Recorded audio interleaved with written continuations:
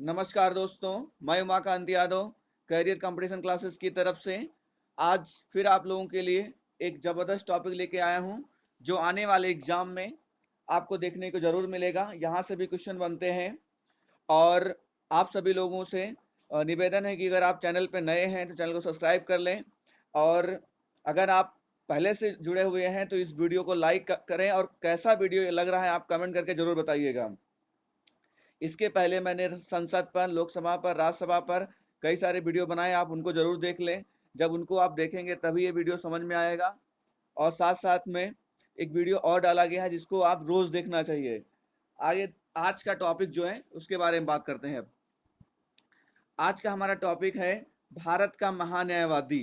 भारत का महान्यायवादी। तो समझते हैं कि महान्यायवादी क्या होता है, क्यों इसकी जरूरत पड़ी। भारत का महान्यायवादी। भारत का महान्यायवादी क्या होता है इसके बारे में डिटेल में पूरा समझेंगे।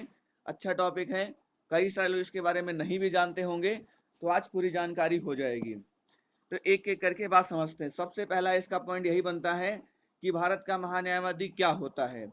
तो आप समझ लीजिए, जैसे हमारे देश का एक राष्ट्रपति है यानी प्रेसिडेंट ऑफ इंडिया है, भारत का एक उपराष्ट्रपति यानी कि उपराष्ट्रपति यानी vice president of India, Bharat का एक प्रधानमंत्री यानी पीएम होता है। इसी तरीके से एक पद और रखा गया है, भारत का महान्यायवादी। इसी तरीके से एक पद क्या रखा गया है, भारत का महान्यायवादी। भारत का एक महान्यायवादी होता है। ये करता क्या है, कार्य समझ लोगे तो समझ जाओगे कहना क्या चाह रहे हैं। सबसे पहले कार्य बता देते हैं। इसका कार्य क्या होता है, ये सरकारी वकील होता है जो कि सरकार की तरफ से, सरकार का पक्ष रखता है।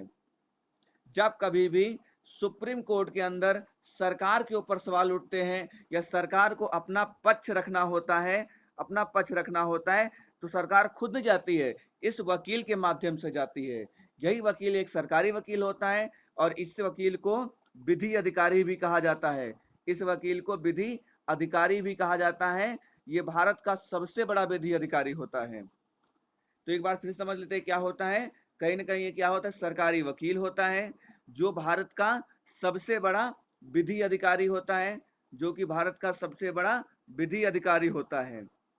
इसकी अगर बात करें तो अनुच्छेद 76 में बात बताई गई है कि भारत का एक विधि अधिकारी होगा। ये अनुच्छेद 76 में बताई गई है। आपको अगला बात बताते हैं इसी के बारे में। इसका जो पद होता है वो प्रसाद पर्यंत होता है। प्रसाद पर्यंत का मतलब क्या होता है, प्रसाद पर्यंत का मतलब ये होता है कि जब राष्ट्रपति चाहे तब इसको हटा सकता है। और इसकी नियुक्ति की बात करें, इसकी नियुक्ति भी कौन करता है, प्रेसिडेंट ऑफ इंडिया करता है। समझ गए, यानी जब निकालने की बात होगी तो भी राष्ट्रपति निकालेगा, और जब इनको बर्खास्त करना हो और इसका जो नियुक्ति होती है वो भी प्रेसिडेंट ऑफ इंडिया करता है। आगे बात करते हैं। सर्वोच्च अधिवक्ता भी होता है, वकील कह लो, यानी भारत का सबसे बड़ा वकील होता है। और सबसे बड़ा वकील होता है और इसी को विधि अधिकारी कहा जाता है। इसीलिए इसी को विधि अधिकारी कहा जाता है। इसीलिए एक मिनट रुक जाइएगा, वो गलती से ऐसा हो गया है। इसीलिए इसे विधि अधिकारी कहा जाता है। आगे बात करते हैं, योग्यता की बात करें कि अगर ये वकील आपको बनना है, सरकारी वकील बनना है, विधि अधिकारी बनना है, तो आपके पास क्या क्या योग्यता होनी चाहिए, क्या क्या आपके पास योग्यता होनी चाहिए। तो सर्वोच्च अधिवक्ता बनने के लिए योग्यता कम से कम आपके पास 10 साल, यानी 10 साल तक आप एज अ जज वर्क कर चुके हो, chief justice of high court की तरह। यानी हाई कोर्ट के अंदर कम से कम अगर आपका 10 साल का एक्सपीरियंस है या 10 साल का एक्सपीरियंस आपने काम किया है वहां पर chief justice of high court, यानी हाई कोर्ट का जो मुख्य न्यायाधीश होता है उसकी तरीके से, तो आप इसके लिए एलिजिबल हो जाते हो। साथ साथ में दूसरी चीज जो होती है, भारत का नागरिक होना चाहिए, पागल दिवालिया ना हो, ये सब कॉमन बातें हैं, आप पहले जान चुके हो। दूसरी चीज जान लीजिए, जो मैं इसके कार्य बता रहा था, इसके जो कार्य होते हैं वो अनुच्छेद 105 में बताए गए हैं। इसके कार्य जो हैं वो किसमें बताए गए हैं, कार्यों के बारे में बताया गया है, अनुच्छेद 105 में बताया गया है कि इसके कौन कौन से कार्य होंगे। अनुच्छेद जानना बहुत जरूरी है। अब आपको अलग से बताते हैं। हमारी जो संसद होती है, संसद के में ये भाग ले सकता है, मतलब उसमें भाग सकता है, मतलब भाग ले सकता है, बैठ सकता है। और लेकिन यहाँ पर ध्यान रखने वाली क्या बात है कि लेकिन ये वहां पर बोल नहीं सकता है। संसद के अंदर ये सिर्फ भाग ले सकता है, लेकिन संसद के अंदर अंदर अपनी बात नहीं रख सकता है। अच्छा, तो फिर अगर आप सोच रहे होंगे कि संसद में भाग ले सकता है तो बोल नहीं सकता, तो मतलब क्या रहेगा? देखिए, सरकारी वकील होता है, सुप्रीम कोर्ट में इसको अपना सरकार का पक्ष रखना होगा।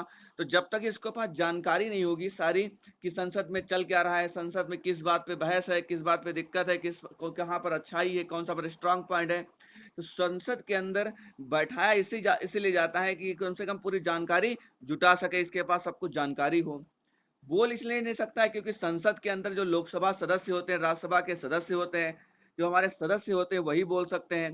तो ये संसद का कोई सदस्य तो होता नहीं है, इसलिए ये बोल नहीं सकता है। एक अधिकारी होता है, लेकिन संसद का सदस्य बोलने के लिए संसद का सदस्य होना अनिवार्य है। तो इसलिए बोल सकता, भाग ले सकता है, लेकिन बोल नहीं सकता है। ये बात किस में बताई गई है? अनुच्छेद 88 में बताई गई है। यह बात किसमें बताई गई है? अनुच्छेद 88 में बताई गई है।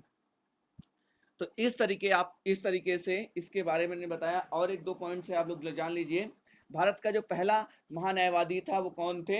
एमसी सीतलवाड़ जी थे। एमसी सीतलवाड़ जी थे। इनका कार्यकाल 50 से लेकर 63 तक चला था। लगभग 13 साल तक ये रहे थे एमसी सीतलवाड़ जी। ये भारत के पहले महान्यायवादी हैं। और अनुच्छेद मैंने बता ही दिया था, फिर से जान लीजिए, अनुच्छेद बहुत जानना जरूरी है। अनुच्छेद की एक बार फिर से बता देते हैं। अनुच्छेद 76 में बताया गया है कि भारत का महान्यायवादी होगा। ये बात रखी गई है भाग 5 में। भाग 5 में रखी गई है कि हमारा भारत का न्यायवादी किस भाग में आएगा। संविधान के अनुच्छेद 76 में भारत का महान्यायवादी है, और संविधान के भाग 5 में भारत का महान्यायवादी की चर्चा की गई है। इस तरीके से इस टॉपिक में इतना ही रहेगा, और हम लोग अगले टॉपिक में मिलेंगे। एक बार पुनः अगर चैनल पे आप नए हैं तो चैनल को सब्सक्राइब कर लीजिए, और ये वीडियो आपको कैसा लगा कमेंट करके जरूर बताइएगा। एक और क्वेश्चन आपसे हम लोग पूछ रहे हैं, आप लोग कमेंट करके बताइएगा। इस समय वर्तमान समय में भारत का महान्यायवादी कौन है? वर्तमान समय में भारत का महान्यायवादी कौन है, ये आपको कमेंट सेक्शन में बताना है। बहुत बहुत धन्यवाद।